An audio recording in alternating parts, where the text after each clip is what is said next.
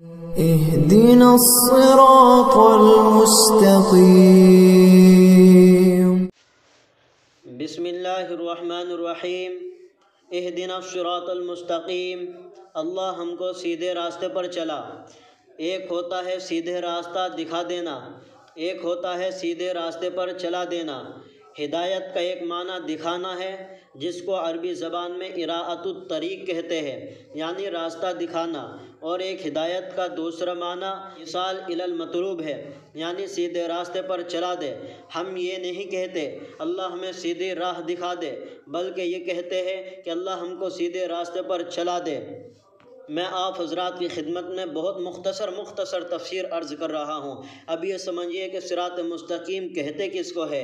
توجہ رکھنا، ایک لفظ افراد ہے، ایک لفظ تفرید ہے. افراد کے معنی ہے حدود شریعت سے بڑھ جانا، تفرید کے معنی ہے حدود شریعت سے اتر جانا.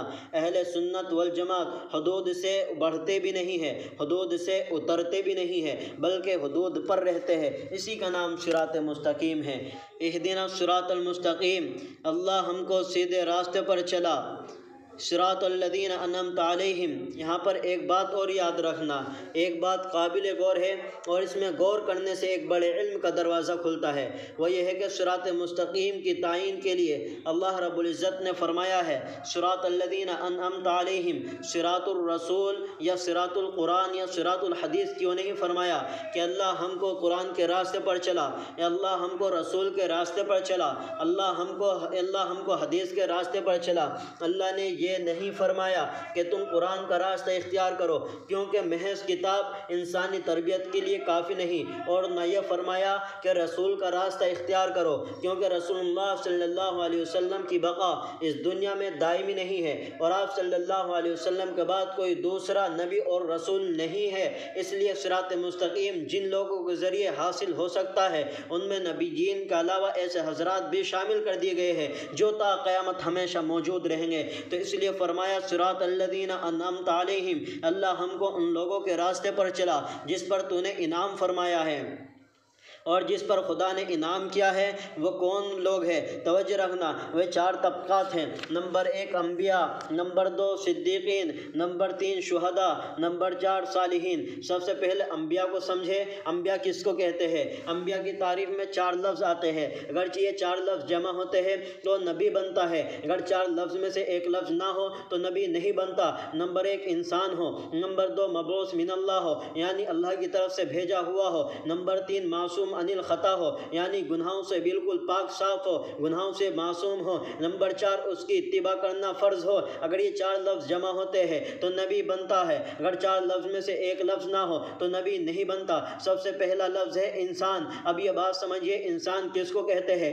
انسان کی تعریف میں 2 لفظ جمع ہوتے ہیں تو انسان بنتا ہے، دونوں لفظ میں سے ایک لفظ نہ ہو تو انسان نہیں بنتا. نمبر 1 ذو عقل ہو، نمبر 2 محسوسات میں سے ہو. ذو عقل کا مطلب یہ ہے کہ اس کے اندر عقل ہو، سمجھدار ہو. اور محسوسات کا مطلب یہ ہے اگر اس کو چھونا چاہے تو چھو سکتے ہو، اس کو پکڑنا چاہے تو پکڑ سکتے ہو. آپ بہائم کو دیکھیے، آپ جانوروں کو دیکھیے، آپ بہائم کو چھو تو سکتے ہو، آپ بہائم کو پکڑ تو سکتے ہو، لیکن ان کے اندر عقل نہیں ہے، اس لیے ان پر انسان کی تعریف صادق نہیں آتی. نمبر 2 محسوسات میں سے ہو.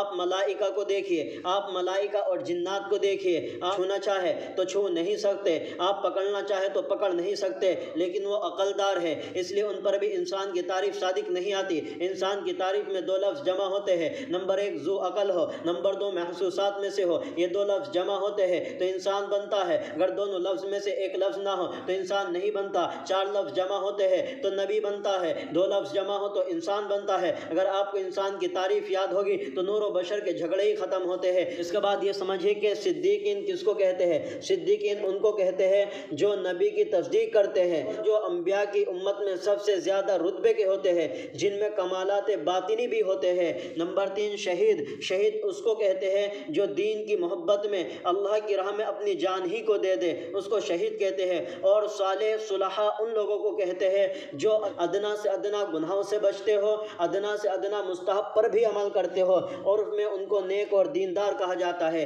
یہ 4 راستے ہیں، لیکن آخر میں یہ بات اور سمجھنا، اللہ نے 4 مقامات کا ذکر فرمایا ہے. ان میں دو مقام وہبی ہے اور دو مقام کسبی ہے۔ وہبی کا مطلب یہ ہے کہ انسان اس کو اپنی محنت سے حاصل نہیں کر سکتا، وہ اللہ ہی کی طرف سے انتخاب ہوتا ہے، اور کسبی کا مطلب یہ ہے انسان اس کو اپنی محنت سے حاصل کر سکتا ہے۔ مقام نبوت، مقام صحابیت انتخاب خداوندی ہے۔ پیغمبر صلی اللہ علیہ وسلم دنیا میں آئے ہیں تو نبوت ختم ہے، پیغمبر صلی اللہ علیہ وسلم دنیا سے گئے ہیں تو صحابیت ختم ہے۔ اب قیامت کی صبح تک کوئی نیا نبی نہیں آ سکتا۔ آپ میرے الفاظ پر غور کرنا، اگر آپ کے ذہن میں یہ سوال ہو کہ حضرت عیسیٰ علیہ السلام آئیں گے تو اس لیے میں کہہ رہا ہوں کہ قیامت کی صبح تک کوئی نیا نبی نہیں آ سکتا۔ پیغمبر صلی اللہ علیہ وسلم دنیا کے اندر آئے ہیں تو نبوت ختم ہے، پیغمبر صلی اللہ علیہ وسلم دنیا سے گئے ہیں تو صحابیت ختم ہے۔ قیامت کی صبح تک اب کوئی نیا نبی بھی نہیں آ سکتا، قیامت کی صبح تک اب کوئی صحابی بھی نہیں بن سکتا۔ مقام شہادت اور مقام ولایت یہ انسان کے اختیار میں ہے۔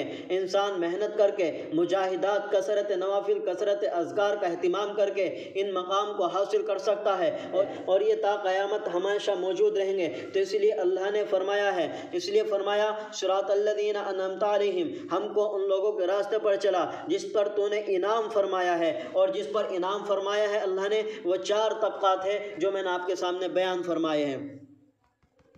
غیر المغضوب علیہم ولا الضالین، اللہ ان لوگوں کے راستے پر مت چلانا جس پر تیرا غضب نازل ہوا، اے اللہ نہ ان لوگوں کے راستے پر چلا جو گمراہ ہو گئے ہیں۔